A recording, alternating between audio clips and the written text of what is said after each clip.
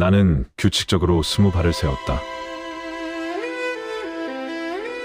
1962년 10월 해발 6,000m를 훌쩍 넘는 히말라야 마그디 빙하. 대한민국의 젊은 원정대원들이 거대한 얼음벽 아래 서 있었습니다. 그때였습니다. 머리 위 250m 높이에서 두께 100m에 달하는 거대한 빙하가 굉음을 내며 무너져 내리기 시작합니다. 형님, 지금 우리는 사경에 처해 있습니다. 그 한마디는 눈보라 속에서 간신히 건넨 고요한 절규였습니다. 순간 쏟아져 내린 얼음 파편이 그들이 서 있던 자리에서 불과 3m 앞에 떨어졌습니다. 단 3m, 한 발짝만 달랐어도 그들의 운명은 달라졌을 겁니다. 이건 영화가 아닙니다. 6.25 전쟁이 끝난 지 불과 9년, 히말라야에 대한 정보도 변변한 장비도 부족했던 시절, 대한민국의 젊은 대학생들이 직접 히말라야를 향했습니다. 그리고 그들의 목표는 해발 7,000m에 가까운 거대한 봉우리였습니다. 대한민국 최초의 히말라야 원정, 1962년 다울라키리 이봉. 도대체 그들은 왜 그토록 위험한 산에 올랐던 것일까요? 그리고 이 원정은 정말 실패였을까요? 성공이었을까요? 대한민국 산악사의 한 페이지를 뒤흔든 다울라키리 이봉 원정의 이야기를 시작합니다. 왜 하필 다울라키리였나? 때는 1958년 2월, 설악산 동계 등반을 마치고 돌아온 한 청년이 종로의 한 다방에서 친구에게 말합니다. 히말라야에 가자. 그 청년이 바로 훗날 경희대학교 산악회를 이끌게 되는 박철암 대장이었습니다. 꿈은 거대했지만 현실은 막막했습니다. 6.25 전쟁이 끝난 지 불과 5년, 나라는 전쟁의 상처를 채 수습하지도 못했고 해외여행조차 쉽지 않았던 시절입니다. 그런 대한민국에서 히말라야 원정이라는 말은 꿈이라기보다 허황된 이야기처럼 들렸을 겁니다. 그런데도 이들은 계획을 세웠습니다. 목표는 다울라키리 이봉, 해발 7,751m. 그런데 의문이 하나 생깁니다. 왜 하필 다울라키리였을까요? 에베레스트도 있었습니다. 그들이 선택한 산은 당시 세계 최고 봉도, 가장 유명한 산도 아니었습니다.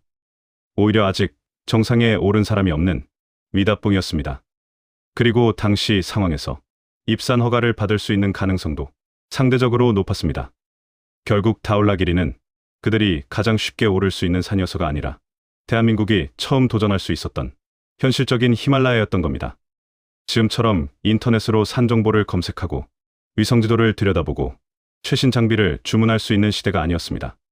지도 한 장, 원정 정보 한 줄이 목숨을 좌우하던 시절, 그들은 그렇게 아무도 가보지 않은 길을 향해 첫 발을 내디뎠습니다. 여러분, 원정을 준비하면서 가장 무서웠던 게 뭔지 아십니까? 눈사태, 크레바스, 아닙니다. 서류였습니다. 당시 네팔 정부가 요구한 각종 입산 규정과 허가 절차였습니다. 연락관을 반드시 동행시켜야 했고 셰르파도 카트만두를 통해 고용해야 했습니다. 입산료를 신청한 뒤에는 한 달 안에 50%의 성금을 내야 했습니다.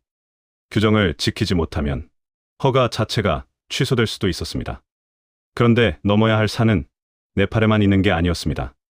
당시 대한민국에서는 정부의 출국 허가 없이는 아무리 히말라야에 가고 싶어도 국경 밖으로 나갈 수 없었습니다. 원정대는 오랜 준비 끝에 1962년 3월 마침내 정부의 허가를 받아냅니다. 하지만 이번에는 돈이 문제였습니다. 학교의 지원과 동아일보의 후원까지 힘을 보탰고 1인당 원정 비용은 약 25만 원. 당시로서는 평범한 사람이 쉽게 감당하기 어려운 거액이었습니다. 그렇게 산을 오르기도 전에 수많은 관문을 하나씩 넘어야 했습니다. 당시 기사에서는 경희대 산악반에서 박철암 대장을 포함 총 4명의 대원으로 구성, 주요 탐사 목적은 63년 등반을 위한 사전 정찰, 현지 활동 계획은 4,000m 지점의 베이스 캠프 설치와 40일간 일정, 이어서 한국 사람 최초 히말라야 도전이라는 역사적 의미에 대한 내용입니다. 그리고 마침내 1962년 8월 15일 광복절 아침, 원정대가 비행기에 올랐습니다. 이 날짜가 단순한 우연이었는지 혹은 누군가 의도적으로 선택한 것인지는 기록에 남아있지 않습니다. 이것은 단순한 대학 산악회 해외 원정이 아니었습니다. 전쟁의 폐허에서 다시 일어선 대한민국이 처음으로 세계의 거대한 산을 향해 내디딘 도전이었습니다. 그리고 이제 그들이 꿈꾸던 히말라야가 눈앞의 모습을 드러내기 시작합니다. 방콕을 거쳐 캘커타로 그리고 인도 대륙을 가로지르는 긴 여정이 시작됩니다. 지금이라면 비행기 몇 시간으로 지나갈 길이지만 1962년의 이들에게는 그 자체가 하나의 거대한 모험이었습니다. 대원들이 남긴 기록에는 그들이 처음 마주한 낯선 세상이 솔직하게 담겨 있습니다. 카스트, 제도, 극심한 빈부격차, 거리에서 생활하고 밤이 되면 길바닥에 그대로 누워 잠드는 사람들, 전쟁의 폐허에서 벗어나기 시작한 한국의 청년들에게 인도에서 마주한 풍경은 충격으로 다가올 수밖에 없었습니다. 산을 오르기 위해 떠났지만 산에 도착하기도 전에 전혀 다른 세상을 먼저 만난 것입니다. 캘커타에서 파트나로 그리고 다시 비행기를 타고 네팔의 수도 카트만두로 향합니다. 이제 드디어 히말라야가 눈앞에 나타날 차례였습니다. 비행기 창밖으로 거대한 설산이 펼쳐질 것을 기대했지만 정작 눈앞에 보인 것은 구름뿐이었습니다. 그토록 오랫동안 꿈꿔왔던 히말라야는 첫 만남부터 쉽게 모습을 보여주지 않았습니다. 하지만 그들은 몰랐습니다. 구름 아래에 숨어있던 그 산이 앞으로 자신들에게 어떤 시련을 준비하고 있는지를. 그리고 이제부터가 진짜 원정의 시작이었습니다.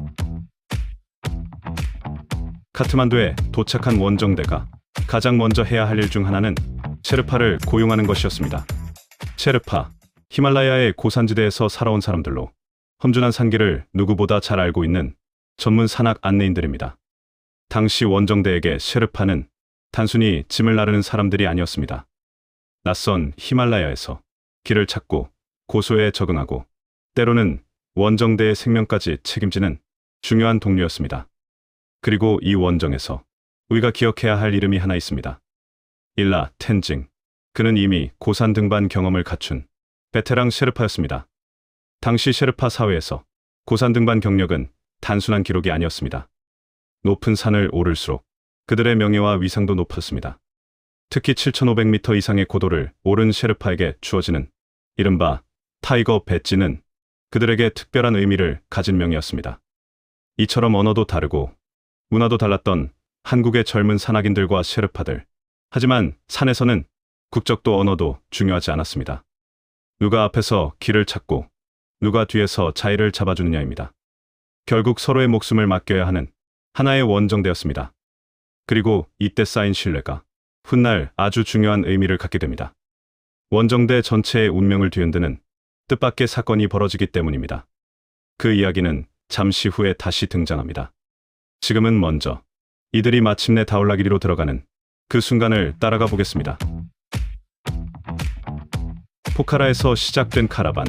그런데 이때부터 원정은 완전히 다른 얼굴을 보여주기 시작합니다. 하루에 수백 미터씩 고도를 오르내리는 길을 열흘이 넘도록 걸어야 했습니다. 도로도 없고 제대로 된 길도 없었습니다. 그리고 정글에 들어서자 이번에는 산보다 끈질긴 녀석들이 나타났습니다. 거머리였습니다. 눈 깜짝할 사이 수십 마리가 신발과 바짓가랑이에 달라붙었습니다. 떼어내도 또 달라붙고 떼어내도 또 달라붙습니다. 대원들의 기록에는 엉덩이와 허벅지까지 거머리가 파고들었다는 끔찍한 경험도 남아 있습니다. 심지어 함께 데려간 양 5마리 가운데 한 마리는 눈에 거머리가 달라붙어 결국 도살해야 했다고 합니다. 하지만 진짜 위험은 이제부터였습니다. 앞을 가로막은 것은 칼리간다키강. 강폭은 약 15m 남짓. 그렇게 넓어 보이지 않습니다. 하지만 문제는 물살이었습니다. 얼음처럼 차가운 물이 거센 속도로 흘러내리고 있었습니다. 셰르파도 포터도 선뜻강을 건너려 하지 않았습니다. 결국 대장과 한 대원이 직접 물속으로 들어갑니다. 차가운 급류를 헤치며 간신히 강을 건넜지만 두 사람은 온몸에 심한 상처를 입고 말았습니다. 그런데 도대체 왜 이렇게 무리해서 강을 건넜을까요? 다리가 없었기 때문입니다. 정확히는 기존의 다리가 사라져 있었습니다. 새로운 다리를 놓으려면 하루를 통째로 기다려야 했습니다. 원정대에게 하루는 단순한 하루가 아니었습니다. 식량과 장비가 줄어들고 계획된 일정은 계속 밀려납니다. 결국 그들은 선택해야 했습니다. 하루를 기다릴 것인가? 아니면 위험을 감수하고 지금 건널 것인가? 그들은 후자를 선택했습니다. 그리고 이런 선택은 이후 원정 내내 반복됩니다. 산에 오르기 전부터 이 목숨을 걸어야 했던 것입니다. 정글의 거머리부터 거센 급류까지 타올라 길이는 아직 모습을 드러내지도 않았는데 원정대는 벌써 히말라야의 혹독함을 온몸으로 배우고 있었습니다. 그리고 마침내 그들이 그토록 기다리던 타올라 길이 이봉의 모습을 드러냅니다. 포카라를 출발한 지 19일, 마침내 원정대는 해발 4,600m의 베이스 캠프에 도착합니다. 그리고 그곳에 태극기를 세웁니다. 멀고 먼 히말라야 한가운데서 처음으로 펄럭이는 태극기. 대원들은 양을 잡아 제단에 올리고 산을 향해 기도를 올렸습니다. 종교가 무엇이든 상관없었습니다. 이 거대한 산 앞에서는 누구나 자연스럽게 경건해질 수밖에 없었습니다. 하지만 그 평온함은 오래가지 않았습니다. 통신과 연락을 위해 투쿠체 마을로 내려보냈던 셰르파 2명, 일주일이면 돌아오기로 했습니다. 그런데 일주일이 지나고 열흘이 지나고 2주가 지나도 돌아오지 않았습니다. 연락도 없었습니다. 대원들은 불길한 생각을 떨칠 수 없었습니다. 조난. 문제는 원정대의 규모였습니다. 한국인 대원은 고작 4명, 셰르파도 5명 뿐이었습니다. 그중 2명이 사라진 것입니다. 등반을 계속하기에도 사람이 부족했고 그렇다고 수색을 포기할 수도 없었습니다. 결국 대장은 대원 1명과 셰르파를 수색에 보냅니다. 그리고 그 절박한 심정을 이렇게 기록했습니다. 거일란, 봉일란, 거일엄, 봉일엄. 하나의 고난을 넘으면 또 하나의 고난을 만나고 하나의 위험을 지나면 또 하나의 위험이 기다린다. 그때까지만 해도 대원들은 몰랐습니다. 사라진 2사람의 행방을 찾는 일이 앞으로 벌어질 더 큰 사건의 시작이 될 줄은 말입니다. 1962년 10월 11일, 마침내 정상 공격이 시작됩니다. 목표는 6,700m 지점의 봉우리. 6,200m 부근에 이르자 거대한 세락지대가 나타났습니다. 거대한 얼음 절벽들이 서로 위태롭게 기대어 있는 곳. 그런데 바로 그 순간이었습니다. 머리 위 250m, 두께 100m에 달하는 거대한 빙하가 굉음을 내며 무너져 내립니다. 순식간에 쏟아져 내려온 얼음과 눈, 그 파편이 대원들이 서 있던 곳에서 불과 3m 앞까지 밀려왔습니다. 눈보라까지 몰아쳤습니다. 앞도 보이지 않았습니다. 뒤로 물러나기도 어렵고 앞으로 나아가기도 위험했습니다. 그때 한 대원이 외칩니다. 형님, 지금 우리는 사경에 처해 있습니다. 말 그대로 죽음과 마주한 순간이었습니다. 그런데 여기서 그들은 멈추지 않았습니다. 서로의 몸을 로프 묶었습니다. 그리고 앞으로 나아갑니다.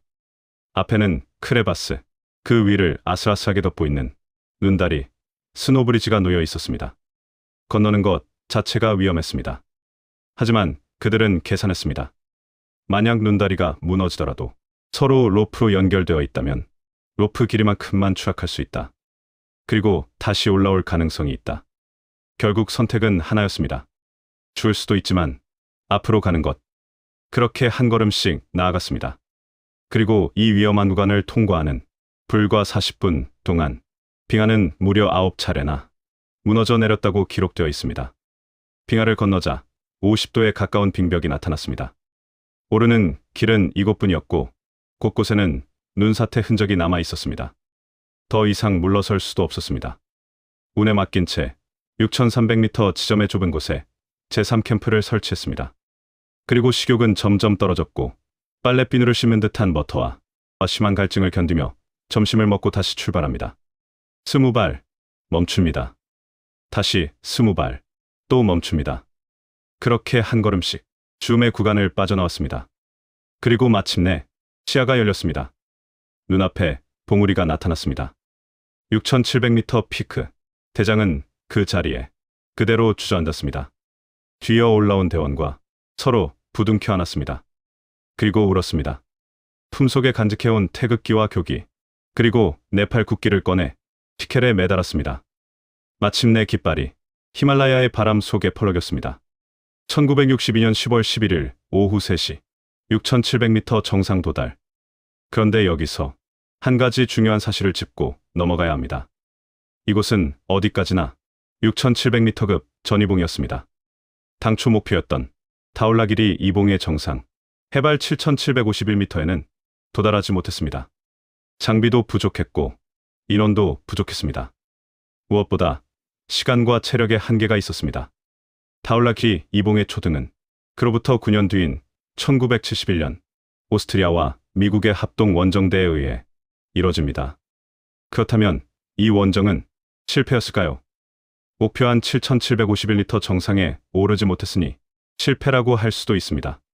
하지만 당시 그들이 무엇을 가지고 이 산에 왔는지를 생각하면 이 이야기는 조금 달라집니다. 전쟁이 끝난 지 9년, 히말라야에 대한 정보도 부족했고, 장비도 부족했고, 경험도 부족했습니다. 그런 상황에서 6,700m까지 올라 극한의 자연과 맞서 살아 돌아왔습니다.